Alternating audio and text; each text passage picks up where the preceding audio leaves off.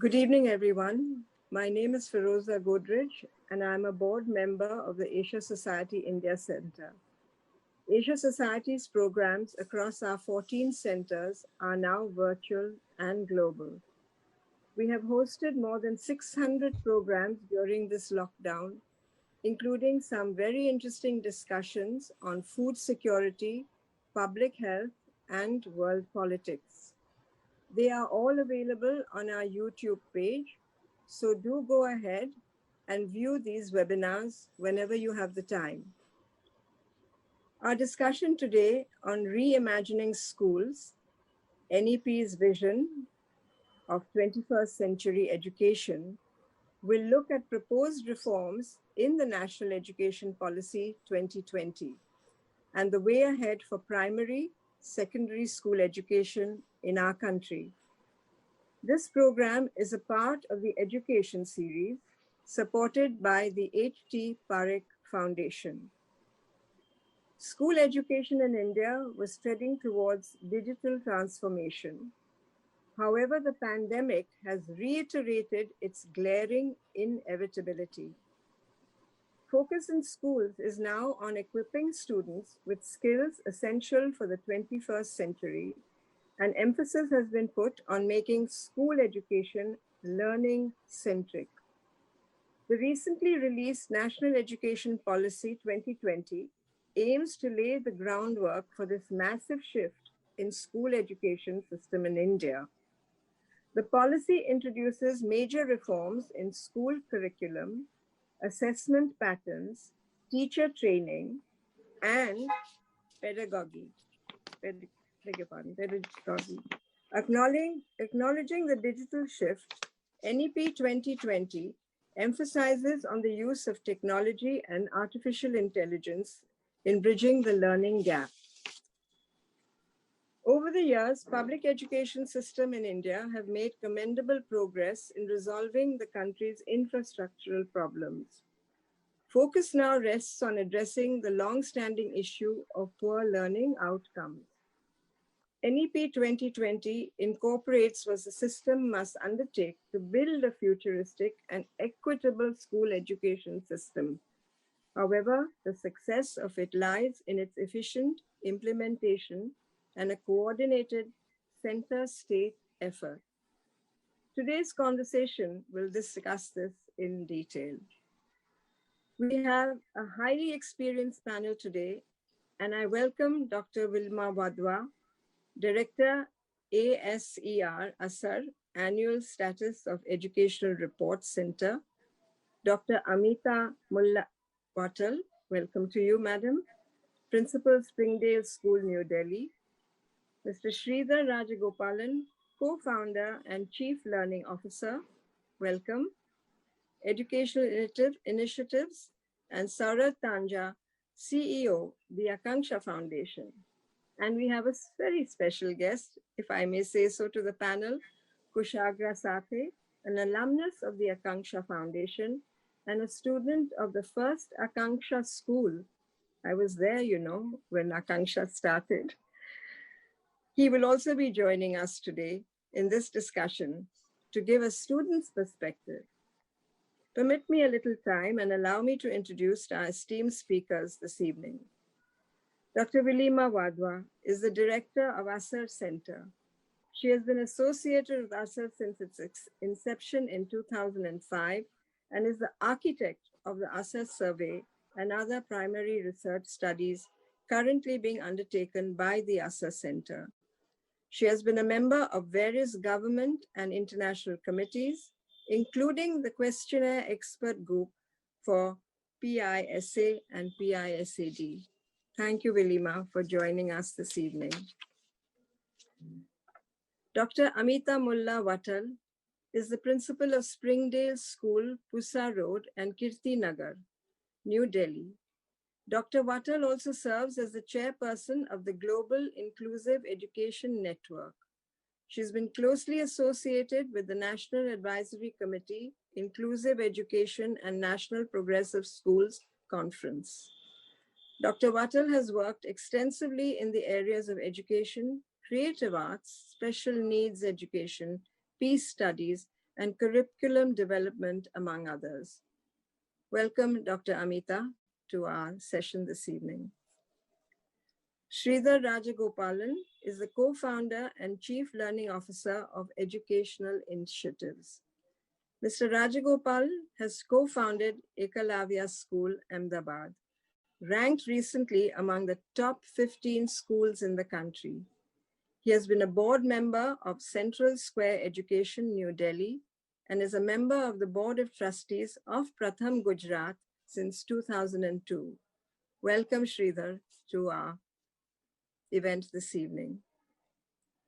And Saurabh Taneja is the CEO of Akanksha Foundation, a non-profit organization with a mission to impact the lives of low-income children, enabling them to maximize their potential and transform their lives. Before joining the Akanksha Foundation, Saurabh worked with both Shiksha Samiti, UNICEF, and the government of Rajasthan on large-scale school transformation projects and key education policies. And Kushagra, I welcome you, Saurabh. And Kushagra Sathe currently works as an associate with Akanksha Foundation as part of the alumni department. He has recently completed his graduation from the arts stream, specializing in my subject, English literature. So welcome all of you once again to this seminar. I have a small housekeeping announcement to make before you proceed. All those who are joining us on Zoom, please leave your questions in the Q&A box and not the chat box. For our audience on Facebook, please drop them in the comments section. I would now like to invite Saurabh to commence the discussion. And thank you very much and have a very, very interesting and vigorous deliberation. Thank you. Thank you so much, Firoza ma'am, for your generous introduction of all the panelists. And thank you so much, Asia Society India Center, for having all of us. We are thrilled to be here. I think by now, many of us on this panel and the audience have been part of several NEP panels. How is this one going to be different? Two ways that when we were planning for this. One, we will focus a large chunk of our time, primarily 100% of the time, on implementation. What will potentially make or break the policy, which all of us agree on this panel is a fairly forward-looking, progressive, and a visionary document. And the second is just a diverse set of perspectives from educators, head of civil society organizations that have been engaged with government for a long, long period of time, as well as a student's perspective. So with that, I just wanted to kick us off. If each of the panelists could just take a minute or two to share one or two big highlights that really stood out for you as you went through the entire NEP document. Let me just start with Wilima ma'am. Okay. Thank you, Saurabh, and thank you, Firoza ma'am, for having us all here today. I'm looking forward to a really good discussion. So quickly, what really resonated with me about the NEP was this big focus on the early years and to view it as a continuum.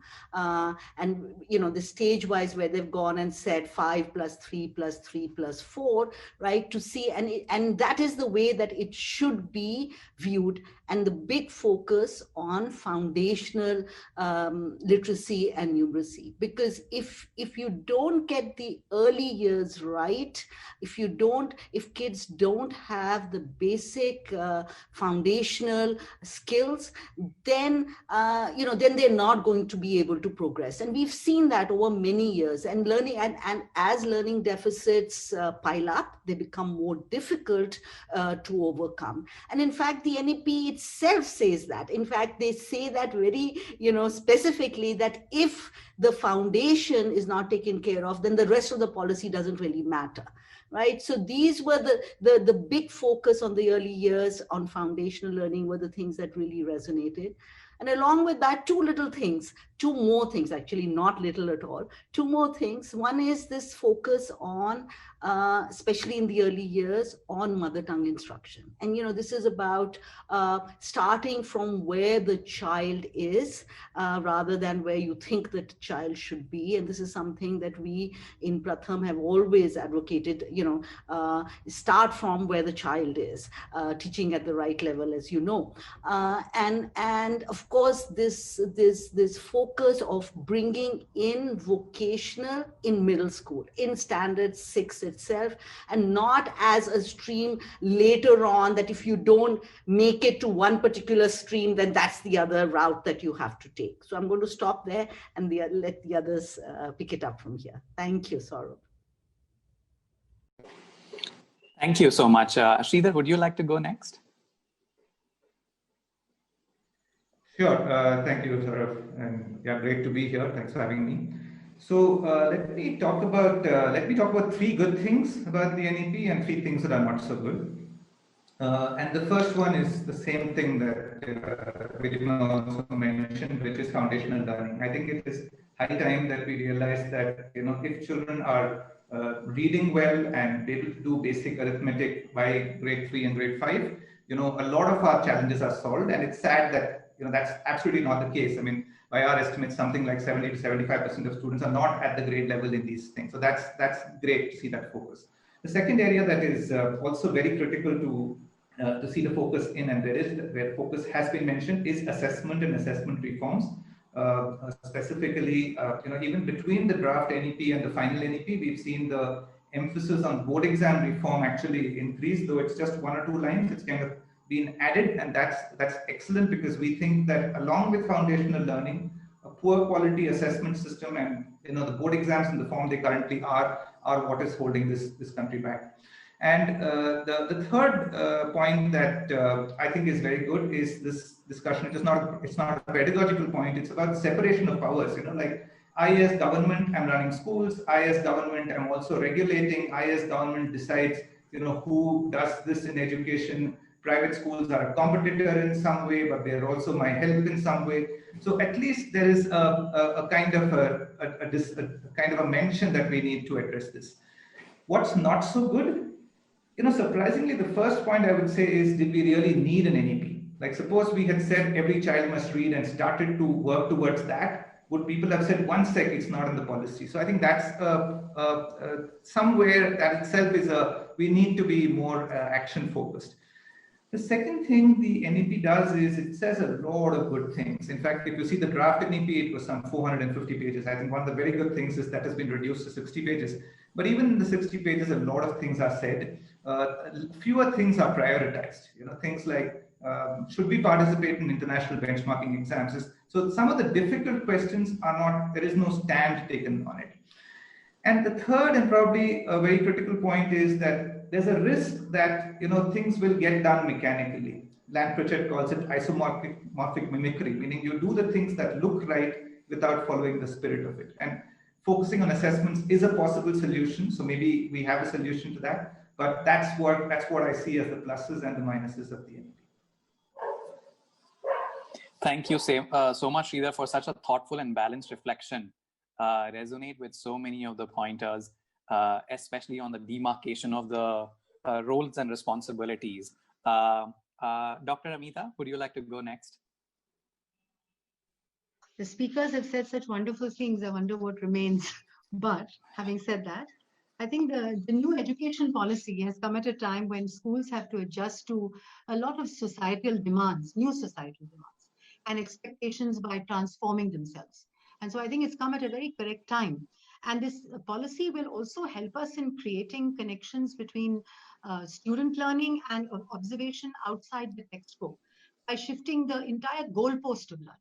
And I think that's a very important thing that becomes a part of the national education policy, because it helps the new generation to receive the kind of learning that they need. Because all this while, this is not the kind of learning that they require. And the realization that in schools basically have been equipped with teaching students for the last century. And so what is the driving force now? Because this policy will help also to change the opportunities for the landscape of jobs. And I think it will help because the kind of different aspects that it has brought in are very global and at the same time regional. So it's, in my understanding, it's a vision document that will help India to find its place as a sort of a knowledge society. Also, it has an indigenous feel to it because there's an emphasis on mother tongue and other regional languages. I mean, I love that part about, 1,000 words, maybe in a handbook of other regional languages, because I think nothing connects us more than if I go to Andhra and even speak 10 words of Telugu. It immediately brings a heart connect, so which is so essential. And I think that the vocal, the fact that early childhood care and education, which was greatly neglected, because the neglected part of schooling has been brought into the forefront, and through a very scientific structuring of the age appropriate learning system. So whether it's preschool, nursery, kindergarten, class 1, 2, etc., all this will be addressed, and the attitude, skills, knowledge, competencies, learner profiles, because that's how we have to look at learning, and that has not been an integral part of learning. So whether it's the preparatory state of classes 3, 4, and 5, where the whole understanding of actual experiential learning and different pedagogical approaches, which the NEP talks about. Also, it ensures that the curriculum in school should be inextricable from human well-being, because ultimately we're supposed to be in the century of health and happiness, and nothing is there. So it's so important that human well-being, student voice, and advocacy, essential. And also the ethos of inclusion and diversity. That's very, very integral to what the policy brings in. It also supports a lot of outdoor activities, which is wonderful for children, emotional learning and value educations, and also the fact that it is committed to engaging with the world through cultural awareness. And for the first time, I'm so pleased because 21st century skills have come out of seminars and workshops, and they will come into schoolrooms. These words that we keep parroting, collaboration, communication, they actually will come into the schoolrooms, and it is so imperative. And the social emotional skills, the whole cognitive, metacognitive approach that you can see through the emphasis on social emotional learning, I think that is a very important part that is coming into the policy. Thank you. That's for now. Thank you so much. Thank you so much, Dr. Ameeta. Kushagra, really quick points. What stood out for you as a student who's gone through this entire journey and can see it from a very different perspective now? Yeah, so 2 quick points and 1 concern that come to my mind straight away. One is the focus that the new NEP has on the multidisciplinary approach. I think that is something I missed during my education days. Just a quick example why I am such a big fan of this approach is I've been seeing a lot of interviews, and many people are saying this, and I agree that we don't know what kind of jobs we expect for children right now in the year 2030 or 2035. So our teachers and the people who actually frame the curriculum actually don't know actually what to teach the students right now. And that is where I feel multidisciplinary approach comes in very handy, because you get out of college or graduation with maybe 3 or 4 skills compared to before, when we have just 1 or 2 specializations. Quick example, maybe if a person specializing in artificial intelligence also has psychology, human psychology with him as maybe a minor or other subject, it would be such a helpful thing going ahead. So that is one thing I would say is a very good point that comes in. Second, a very detailed point I would say, but very important, that how the NEP focuses on getting internships for all the students once they get out of their 1-year degree, 2-year degrees, or diploma courses. I guess that's very important. And along with the internships, they focus on the research part as well, which I feel is missing in our regular education system. And it just lacks, so the students lack the power of thinking due to that when they actually get out of graduation. So yeah, those are 2 points that actually stand out for me, because I had the recent experience in my graduation. One concern I would say, you all are a lot more experienced and would better answer this question maybe. Going ahead, the NEP says it would implement all its policies by 2030 or 2035. In a rapidly changing world that we are in right now, will this policy be still be very relevant when it's actually implemented, if it's implemented as it's being said in 2030 or 2035, will it still be relevant is a big question and a concern for me. So yeah, that's for now from me.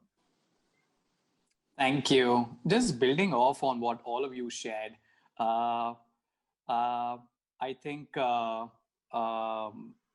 FLN and ECCE have emerged like as a consensus. You know what? It's high time we did this.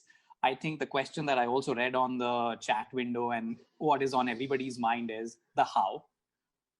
Yes, there's going to be curricular reform. How do you really address the issue about institutional capacity building at all levels to really shift after like 3 decades of focus on inputs, all of a sudden towards outcomes, which are far more nuanced?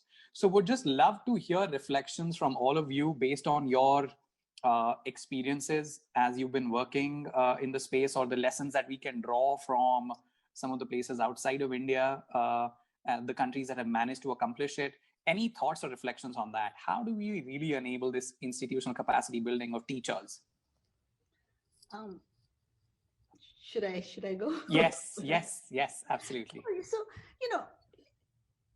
curricular reform, reforming assessments, I think that's the next step. When we are talking about very basic reading and basic numeracy skills, and we have seen this. I mean, as you know, we've been doing ASER for 15 years, and that number, 50% children unable to read a grade 2 level text, right? That number has not changed from 2005. So every cohort that comes in, we are at that same stage now. And even today, as late as 2018, 25% children in grade 8 were unable to read at grade 2 level. Now, if a child has progressed to grade 8 and is unable to read, and the teacher is transacting the curriculum, what is the child supposed to get in that? Because nobody is teaching reading in grade 8. Nobody is teaching subtraction or division in grade 8. Right. And so the thing about, I mean, when we're talking about foundational skills is that we are a country which is really good at chasing targets. Okay, we said universalize enrollment. We did it. Even by the time RTE came, enrollment levels were close to 95%. So why can't we go into mission mode and say, make sure that every child can read by the end of grade 3? Now, the thing is, see, it's very easy to blame the teacher. But what is the teacher's brief? The teacher's brief is complete the curriculum. Teacher's reality is that 50% kids in front of her are of different grades. They're different. They come from different backgrounds. They have different learning levels, right? But she is asked, if she is following what she is asked to do, she is completing the curriculum. So she is only addressing very few children in her class, right? So this stage-wise approach, and to say that, this is, you need to complete, these are your learning outcomes. And, we're talking about at the early years. We are not talking about rocket science. We're talking about let no child be left behind. Make sure that should be the teacher's brief. The teacher's brief is complete the curriculum. The kids are here, the curriculum is there, right? So she's only teaching to the top of the class. Yes, Dr. Ameeta, please go ahead. Yes, thank you, Saurabh. And I think just an add-on to what Wilima ji said, I think the most important thing to look at is also transitions when you're looking at outcomes, because as it was mentioned in that question, I mean, everybody is also. It's very important to see what kind of transitions and what kind of progressions do children do as they come in from the home to the to Anganwadi and to the preschool. What is the kind of atmosphere? What is the environment? Then from the Anganwadi, when they move to the primary school or a preschool, what are the transitions happening? Because unless we understand what are their levels of progression and transitions, it's very difficult to sort of focus on a very systematic approach. So it's very imperative that we look at the kind of systems that are in place, and from primary school onwards to standard 6 and so on and so forth. So, all this while one assumes that there is a linear pathway, but it's not from one stage to the next. It's never a linear pathway. Yet we don't prepare sort of adequately for movements from one stage to another. So it's important that you see, I always believe that as far as the NEP is concerned, if the COVID is test, then the NEP is train. And this is where we have to prepare parents, teachers, principals for this movement. They have to be ready for these transitions and for these movements which are going to take place. And there are certain methods by which we can achieve these movements. I mean, for example, if you create, I mean, some may not agree with it, but if you create a sort of a multi-year clustering, it will establish a strong bond and connection between the teacher and the others, between the teacher and the student, which is a prerequisite for a successful life. Any child will say, I had a happy life because I loved my teacher. My teacher encouraged me. So focus on a stage-wide learning outcome, creating a multi-year clustering whereby there may be one teacher with the same student for 2 to 3 years at the foundational stages, which will help the children who are coming from adverse childhoods, and experiences and have not achieved age-appropriate developmental milestones due to failure to thrive. So maybe that one teacher can help the child. I mean, somebody can argue that, that teacher can be biased and the life of the child can be made difficult. But I think this is where training and sensitivity and empathy has to be brought in. And then it'll also help the teacher to understand the cognitive and the non-cognitive challenges that the child is facing. Because the 1 year is very little time to understand the child's developmental milestones and growth, and then she'll be able to address them over a period of multiple years, 2 to 3 years. So at least there will be some sense of security. That's what a child wants. The school has to be a secure space. If the home is a violent space, then the school has to be a secure space. And then the numeracy and literacy often focus on discussions, on foundational skills. But the notion of foundation also needs to be expanded. For example, how children connect with life and how they take care of the environment and think about community and collective work from a young age as part of what children do in schools. The deep engagement with children in the school life. Similarly, it is very imperative, and the NEP has focused on it, that the involvement of parent engagement has to be there to support the well-being of the school and the children. So an expanded notion of foundational skills has to be understood by the principal and by the organization. That is life skills and social emotional skills, which I keep mentioning, because these are the vital aspects that lay the foundation for children at foundational levels. So community contribution and connection to the school. What are the contribution of the community? How does that make connections with the school? And I think we have to look at the big shifts. What are the big shifts that the institution or the principal is looking at? For example, what is the learning stages of 2 to 3 years instead of annual grades? And what is the fluid groups based on learning levels? Are there fluid groups over there? Because there may be composite groups in a classroom. And then the curriculum has to be 80% anesthetic. Very important. So how do we look at inclusivity? How do we look at diversity? How do we look at reducing the time of teachers, especially in state and government schools? Because every teacher should only teach maximum 4 periods and get some time for planning during the school time. And removing all non-teaching roles of teachers and having additional teachers in school as bench support. That's very essential. And allocate learning or well-being, allocated learning or well-being leave for teachers. Teachers need to have more support, more scaffolding if this policy has to succeed. Thank you. Thank you. I think you highlighted the potential part of the well-being of the teacher, which I've not heard a lot of people speak about, and I feel very, very passionate about it as well. Sridhar, I think you wanted to come in here and share your perspective. Yeah, so we're talking about institutional capacity, and what is institutional capacity? To me, that means that if in case as a teacher, I have something I want to understand better on, say, curriculum, how do I teach something, on assessments, on how do I manage a diverse group of students, I would be thinking of somebody in the diet. I say, yeah, the people in the diet are really good, or the diet in this place has done really excellent work on this, or the NCERT is kind of world leading in the teaching of children with special needs. That to me is institutional capacity. And I think there are 3 suggestions that I think we need to really take up to build our institutions in a strong way, because that is critical for any change we want to bring about. The first, of course, is outcome focused, right? I mean, if we are saying that children must read, children must develop good levels of learning, it kind of gives a measurable target for everyone to achieve, and you cannot achieve that. So there's an incentive to build the institutions. If I'm a diet, it really matters for me that I have to pick up an area and become really, really strong in that. So that's kind of, the base.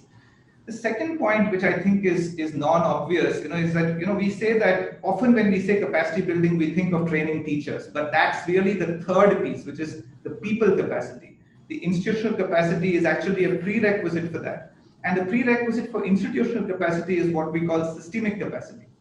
For example, let's take the issue of reading, right? So how do I develop reading skills in children? Now, having an answer to this, having a methodology to this, having the tools for this, which is kind of known in research, it is known for Malayalam, for Telugu, and we know what to do. That is systemic capacity. I don't even, I think we still have to do some work there. This translates into this, capacity, people who know this kind of residing in institutions that are then looked up to and considered as experts in that particular area. And once you achieve this, part of their role is obviously to build the capacity of the people. So trainings happen. Some of these teachers go back and strengthen those institutions. So building that systemic capacity, for example, today we say reading is important, but what is our methodology of reading in government schools? What is our way of measuring reading? So these have to be built, and I'm saying these have to be built first at a systemic level and then at an institutional level. And the third thing, which is equally important, is that every time we build a parallel system, we weaken the main system. And frankly, and this may be a little surprising to people, but the Kendriya Vidyalayas are a parallel system. Model schools many states today are setting up model schools. Model schools are a parallel system. People have now recognized that even the DPEP and the SSA kind of ended up weakening the mainstream educational system. So if our NCRTs, our diets, our SCRTs have to become really strong, we have to have an outcome focus and kind of hold them to those targets and support them in that process. Every time we say we have this scheme that's going to do something great for it's the parallel stream, we are kind of defocusing and we are actually weakening institutional capacity. Thank you so much, everybody, on reflecting on that. See, I'll summarize what my quick takeaways were over there. Kushagra, do you want to add in here? Just a quick point, I would say, not a very large point. Coming from my days in school, I guess the NEP focuses a lot again on how the students should read, how the students should learn, and how they get ECC, EFL, and everything. But what I feel is it is necessary to have teachers who have a lot of passion in them. We talk about teacher training a lot, but if the passion and if the drive for teaching is not there, it's not going to affect the outcomes in any way. And the second part is that we should focus a lot more on not having the students to learn, but having the students to love to learn. And I guess that is something very important. If we talk about reading, like if I tell a grade 1 or grade 3 kid that this is your textbook, I have designed it for you, so please read it. He would not do that, because that is not how a student should be doing it. That is what we have been doing in our government schools till now. We hand them a textbook, only one textbook, and then we ask them to read. But what I experienced in my school is I was not a reader. I was not interested in mathematics. But what happened is our textbooks were taken away from us and we were given storybooks, if that could be a small example. And that is how I started the love for reading, and I started reading myself instead of my teacher telling me 100 times to read in a class. And I guess that is something NEP needs to focus a lot more on, how to get students to love to learn. I guess only the government is not responsible for this. It is us collectively doing that as a sense of giving back to the community, where institutions such as the one I work in and various other institutions come into place, where the government can partner with them and get these things in place. And I think it's a very important thing. Yeah. Thank you. So I think my big takeaway was, Wilima ma'am, you mentioned that the idea is move away from just the curriculum completion. Let's focus on teaching at right level, which is what Dr. Ameeta mentioned. We're talking about cultivating teachers in a way that, who are passionate, who really want to take this up, and raising the profile of the profession in and of itself in the country. And I do know that NEP talks a lot about it. I think Sridhar touched upon that there are 3 aspects of capacity building, going all the way from top systemic, then to the institutional, and then all the way to the people capacity building. And Sridhar, what I took away is that we need to strengthen or have a significant degree of alignment on what is that systemic capacity building, which really tells us how do you really accomplish all of these aspects of FLN. Is that fair? Is that the right way to sort of synthesize that? Okay. I think, I think like we as a panel are not claiming that we know what will work, what will not. I think these are just lessons and experiences from what we have taken away. Like, connected point with this is, the outcomes and the focus on assessments, right? Whether it is FLN, how will we know whether we've been successful, early childhood education. And Sridhar, let me start with you on that, given that, you spent your last 2.5 decades in thinking about assessments and how do you really go about doing that. Two connected questions. What do we really need to do in the first phase itself, as we are aiming for 2025 mission of FLN? What do we really need to do to get the first stage of assessments right? And how do we just not forget about holistic assessments altogether, right? I think everybody on this panel is a big believer in social-emotional learning, and we want to accomplish the basics of FLN as well. Any thoughts or reflections on what we really need to do to get that right? Right. Yeah, so, I'll again talk about this, the challenge, and in a way, this is a challenge for the NEP, is that, we have all these things written down. A lot of them are good. I think there is political backing for many of the good points. There is a desire to make this change. And yet there's a risk, because this has happened in past efforts, that, things don't work out. One of them is for the reasons of capacity, and we have discussed that. We talked about institutional capacity and systemic capacity. That's one, and hopefully, we will start addressing that.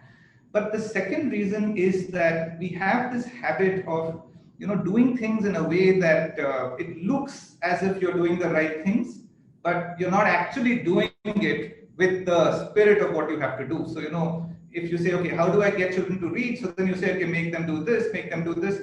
I kind of do that, but I don't really do it, and I don't achieve the goal that I want to achieve. It's what I would call going through the motions. Now, what is the solution to this? The solution to this is actually good assessments. I mean, it sounds simplistic, but it is really, really simple. Whether it is socio-emotional learning, whether it is foundational learning, or whether it's critical thinking, in the higher grades, if I can assess this. So, for example, let me take some international assessments like a PISA, or there's another assessment called the TIMSS. ASER itself is a very good example. What do? Our assessment does not have to be perfect. We're not getting into a debate of is PISA perfect. The question is, does PISA throw light in the direction that it is trying to? Does ASER throw light on are children able to read and what percentage are able to read? And the answer to all these questions is yes. These are good assessments that may not be perfect, but get us in the direction that we are trying to do. So, but the fact that to do any assessment is very, very far away from doing good assessments. So that is, now again, that comes back to capacity. It comes back to saying that, reading, how do I measure reading? Putting some serious thought into it. If we say, the Prime Minister has said oral reading fluency at the rate of 35 words per minute. So, what does that mean? Doing research on that. It may mean in today's world, using technology tools, using apps that can do assessment, not necessarily only technology. You have the other methods also. But building high quality assessments is a way of ensuring that you don't, if you try to fool your way through the thing and you just do something, it's going to show up in the assessment. The good part of it is there is no contradiction between this and socio-emotional learning. I can say that I want children to be whatever, respectful, empathetic. I want them to have a sense of their culture. And the work that we have done on that, the kind of the sophistication of the assessments in those areas is probably less than in the sophistication than the assessment on cognitive skills. But there is no reason. I mean, when we started off 25 years ago, people used to say that even cognitive skills are difficult to measure. And they are, but one has been able to make progress. The world has made progress. So there is no contradiction in measuring socio-emotional learning. It requires the same thing. Focus, building of tools, checking if the tools are working, a community working on it. So, for example, if we have the NAS, right, which the NCERT conducts a national assessment survey, I have never understood why, for example, private parties can also. I mean, ASER already does it, but that's because they don't have, they don't need permission to go into schools. But if you have one or two parties who are doing this, then they learn from each other. So it is possible to build good assessments. Remember, these are all sample assessments, meaning that a few children are going to be assessed, but scientifically. So you get a picture of what's happening. And every country in the world, literally, I would go to the extent of saying that every country in the world that has improved has done this. I measure where I am, I see what I'm not doing well, I speak to people, I build my capacity in that area, I try again, and then I measure it again, and I know whether I'm going in the right direction or not. So good assessments are a solution that it's good the NEP focuses on, but it can also help us implement well.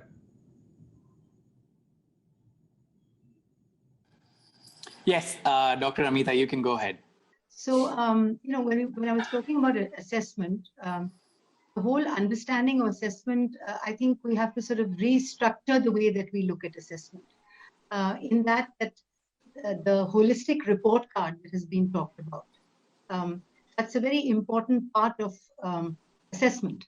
And the methodology of assessment has to be reworked. There has to be self-assessment and peer assessment, because I think peer assessment is also very, very important to the way a child moves. The teacher assessment and the parental assessment. So the types of assessment have to be at different levels, and at every age they have to be. And along with that, we have to look at assessments which are sort of reasoning, and they look at critical thinking, collaboration, the whole understanding of digital literacy, and even citizenship. So how does a child reason? What does the report card look like? Does it have within it inquiry? Does it have possibility? Does it have ideating?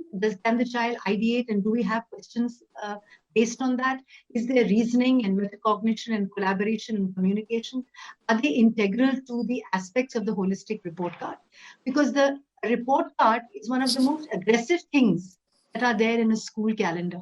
The day that there's a report day, I see a lot of sad faces. I think it is something which is violent. So can a report card become a card of joy? Can it have aspects of assessment which are equitable and inclusive and holistic? And can it then look at knowledge as interdisciplinary, disciplinary, epistemic, and procedural? Can it look at skills and competencies? Can it also look at attitudes and values, how we look at whether it's environmental or well-being or basic individual beliefs and so on? And can it also look at transversal competencies, as you look at it in Finland, because we talked about other countries. So how does a child meet the challenges of the 21st century? Even a young boy or a girl can create new values, can reconcile tensions, can take responsibilities for things that she believes or doesn't believe. So can we define and identify the learning outcomes consistently throughout the year? Because the learning outcome is what finally we need to know if we're looking at transitions and profiles. So at all stages, can the learning outcome and abilities, knowledge, values, can they be assessed in whether it's in the beginning or the middle or the year end or on a weekly basis? I think that's very integral to the way we look at assessment. And then can we select appropriate assessment measures and assess the learning outcomes? So multiple ways of assessments and rubrics should be created, because each child has its own level, has its own potential. And that is why I insist that teacher training is very, very essential to understanding this kind of assessment, because this will develop confidence of the student and it will develop his or her own confidence. And do we analyze the assessment? We tend to just assess and forget about it. So analyzing the results of the assessment or the outcomes that have been assessed, only then can we ensure efficient and meaningful transitions. And do we adjust and improve programs following the results of the learning outcomes assessed? Because assessment results are worthless if they are not used. So assessment should lead to adjustments or improvements, and results of assessments should be spread out amongst other assessors. Only one person, I feel, is not the person who should be, just assessing what children are doing or how they're performing, because I think sometimes it's a little unfair on a child to be assessed by just one assessor. So these are different modules and different pedagogical approaches that can be assessed. The way the child the way a child reacts to a pedagogical approach, he may not react. He may react differently to one approach. How does he react to that? How does he react to another? How does he learn from another one better? And then accordingly, I think assessments, it's a fairly complex system, but we need to get into that area for the sake of the child. Thank you. Wilima, I have a more complex question for you. Yeah. And this is something building on what Dr. Ameeta said, that we want to align on what these learning outcomes are, because that's going to be like one of the key areas to figure out, right? The assessment 360 report card, I think it's a fantastic step. How does one navigate the complexity of aligning 60 boards in our country to be able to make that happen? And I would love to, hear your reflections or Sridhar's reflections. I mean, it's such a bold and an ambitious vision, and I think it's the need of the hour. But just like thinking about the complexity of our country and the context, how does one go about making that happen? As we think about it. I think that's a very far away question at this point. I think initially my answer would be step by step. Okay. You're not going to get there. You can't say, let's align 60 boards. No, it's step by step. And one of the things that the NEP talks about, and we here also there has been this discussion, is this whole idea about building 21st century skills, right? I mean, and there is a whole bunch of, it's definitional, different 4 C's, 7, whatever. But the thing is that it's a continuum. I mean, the assessment is what are you trying to assess, right? Which Sridhar talked about. And what am I going to do? How is this, once I get the assessment, what am I going to do with the data?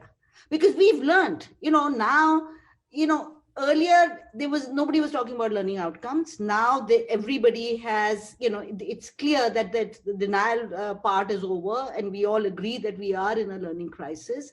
And so now everybody is talking about assessments. Well, what am I going to do? Unless this assessment feeds back into classrooms, into homes, and changes things, then doing assessments is not going to change the outcome. You can continue doing assessments, and if you don't use that data, and so it becomes and that assessment has to be inextricably tied to what we are teaching the kids, right? You can't have different things. Now, you're saying 21st century skills. Okay, fine. How do you build teamwork, or how do you build collaboration, or how do you build confidence or critical thinking? Well, you have to build it in these are overarching, themes. So whether you're teaching civics or reading or mathematics, this is a problem solving, building critical skills is across the board. These are overarching skills which has to feed into the pedagogy. Right. And we have to teach. So, we right now teaching in government schools is chalk and talk, right? So there is a blackboard, there is a teacher, there is a textbook, and so how do I even know if my kids are getting what I'm saying unless I interact with them, unless there is some feedback, unless there is back and forth? Otherwise, I can just read from my book and I leave, right? How do you build teamwork? By working in teams. Right? Do we have group projects in our classrooms? Right? Problem solving. Suddenly you say, okay, now we want to build problem solving. Well, that has to be built in, right? Do we, think in terms of what is it that you want the child to know or get from a particular concept? Giving the child, a complicated problem and the child being able to solve that is not necessarily, or having the child remember a formula. As long as I know where to go and look for the formula, right? I can go and look at it. I mean, now you go on Google and, everybody has these things, right? So think in terms of every exam being an open book exam. Then how do I assess? So the child has everything available, right? And then, but this is a whole other way, and the NEP talks about that, continuous and comprehensive evaluation. We tried that once, right? And it was a complete mess again, because teachers were not given, the correct training. They didn't know what to do. It was too admin heavy. You had to fill up so many. So, again, there is flexibility. You have to work with various players, and it has to be integrated through the system. We have our policies often just putting a band-aid. Oh, here's a problem, let me put a band-aid here, right? And then, oh, here's a problem, let me put a band-aid here. But to see this as one whole. I mean, we are saying holistic. Well, the whole is the curriculum, how it's taught, how it's assessed, and how I'm using that to, so, okay, I figure out that, 30 children in my class are unable to read. Do I have the training? Do I have the resources? Do I have the time to now deal with that problem? Because you have to give me that flexibility, because otherwise it's not going to work, right? So I would say that, and this is something that, we were talking about even earlier, the NEP is like setting a direction, and we need to prioritize. Sridhar talked about it, and it is step by step. You have to go one step, and you have to take everybody along. It can't be done and so, like Dr. Wattal said, start from the bottom, right? And then kind of build up. Sorry, didn't answer your question. Thank you for sharing that perspective. Sridhar, you wanted to say something. I'll just make 2 or 3 lines, because just to keep it short. We talked about systemic capacity. Sometimes people call it state capacity. So, for example, does the state have the capacity to administer something well? This could be outside education also. Does the state have the capacity to properly organize a tender on telecom or roads or electricity? That's state capacity. In education, what happens is there are even that state capacity, which, by the way, is not very different from what I call systemic capacity. I would break it into 2 parts. So one is this administrative capacity of, just running schools, having CRCs and BRCs and the structure and so on.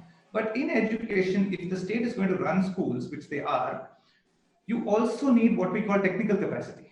Technical capacity means understanding what is assessments, what is reading, how do I get people to do reading. And there is often, suppose I have to build a 5G phone, nobody thinks that I will, do a licensing affair and the phones will get built. We know that there's a lot of hard work in building a 5G phone. But the hard work in getting children to read, in figuring out how to create good assessments, in how boards should work, there is a mistaken notion that, oh, this is not something very complicated.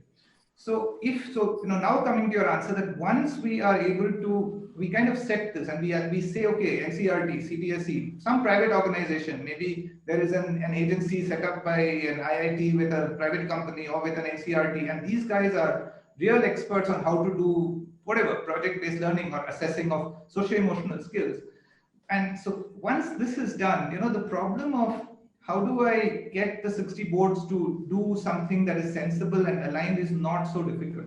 The NEP talks about PARAK, the National Assessment Center, one of whose roles is to coordinate among the boards. And we've actually been involved in a steering committee that has already started work on PARAK. So the government is serious, but this is the administrative side of things.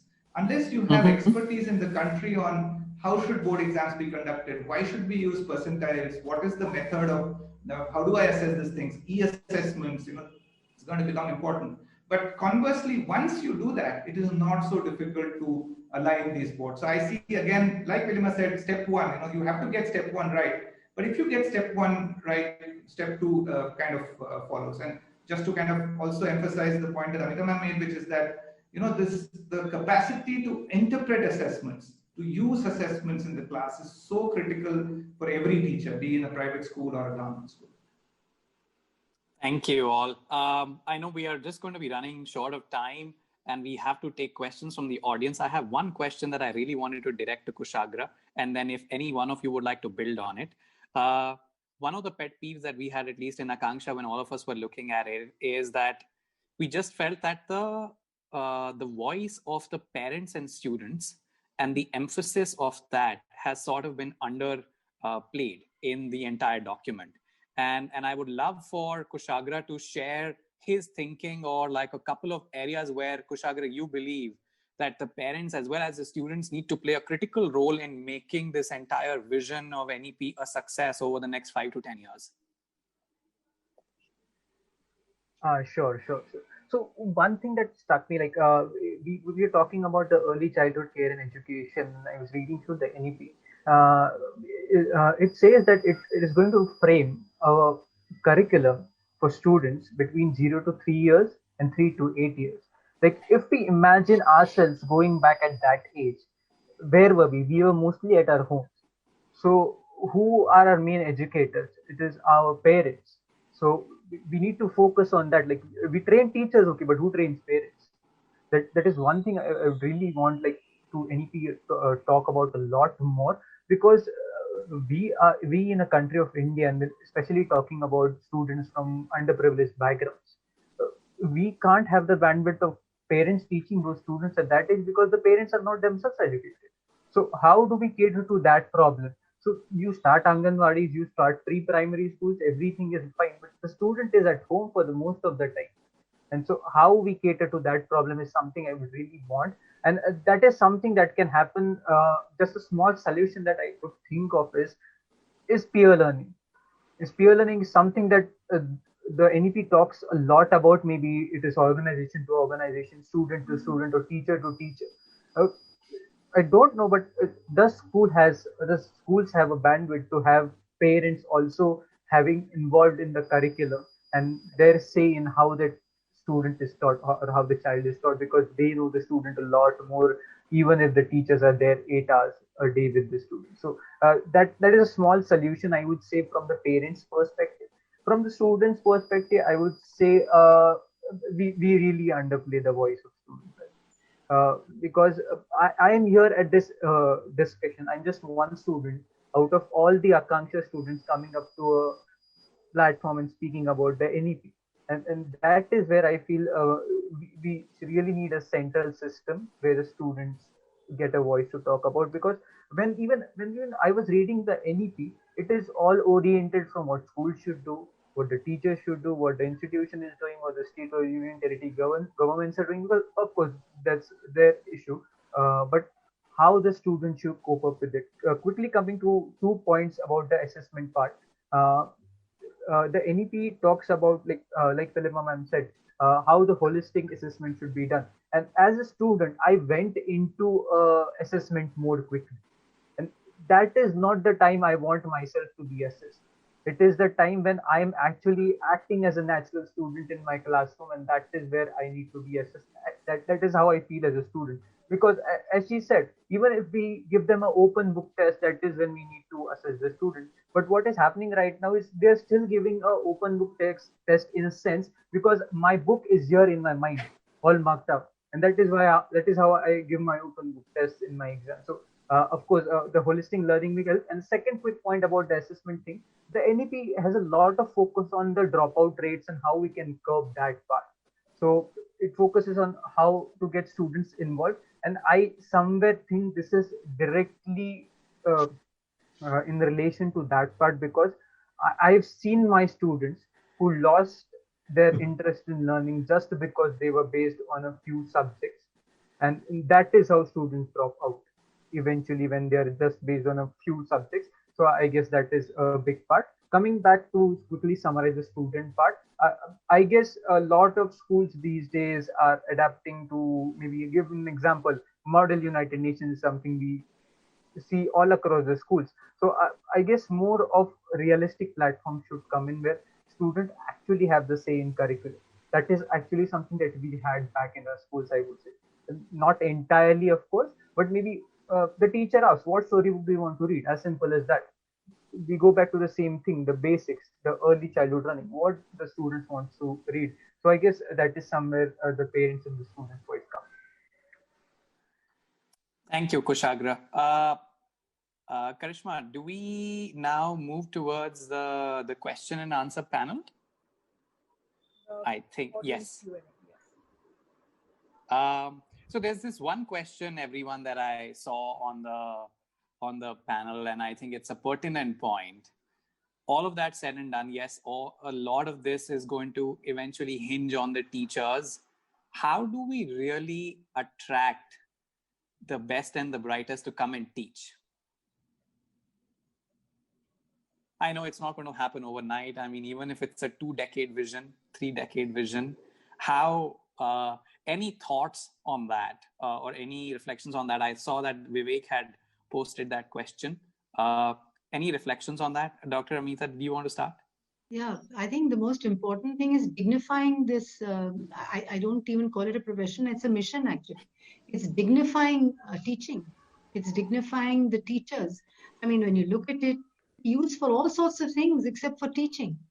I mean, even today, as I speak, there are teachers who are doing airport duties, check on people who are doing COVID. They're distributing food. I mean, ultimately, you feel that you're just a kind of a Stephanie who can be just plugged in wherever you're required. Either they're sitting around doing consensus data, ringing bells and, taking notes. So I think the most important thing is dignifying the profession. One of the ways of dignifying it is also monetary. It's also giving some kind of incentive that gives that kind of right. For example, in Finland, it has the same kind of status as a government, as a senior government position has. So I mean that will take a while because India has other problems and very complex problems at that. But so that kind of we dignify it, we bring in a certain level of financial viability, we give certain incentives, and not only financial but other incentives to teachers. I think definitely we will get good teachers because there's no dearth of very good teachers, but there's an exhaustion that has set in into teachers because many of them have been taken for granted and their work hasn't been, accepted and it hasn't been sort of nurtured. After all, they're also human beings, and very important that we look after them because their mental health needs to really be looked after. They are under a lot of stress. It's as though they're not supposed to have their own families, They've just given themselves off. That's why I call them missionaries. We have to look at this whole, it's a very complex conversation, this. It cannot be answered in a question, in one answer. Fair enough. I would love to get the initial thoughts on that. Sridhar, did you want to share? Yeah. So, I would say that there's a lot of teaching which is about skills. It's about profession, where you kind of develop skills that make you extremely effective at what you're doing. And a teacher is actually building human capacity. In fact, we do a lot of work on EdTech, and we often emphasize that the role of EdTech is to support and make the teacher more effective. It's a kind of a medium between them. So the teacher, in my mind, is one of the most skilled professionals that we have in society, or I would say should be one of the most skilled professions that we have in society. So I think, and there are going to be constraints on pay. If you look at the government schools, teachers are already being paid in India more as a proportion of the GDP per capita than in many other countries. We will not be able to increase those too much.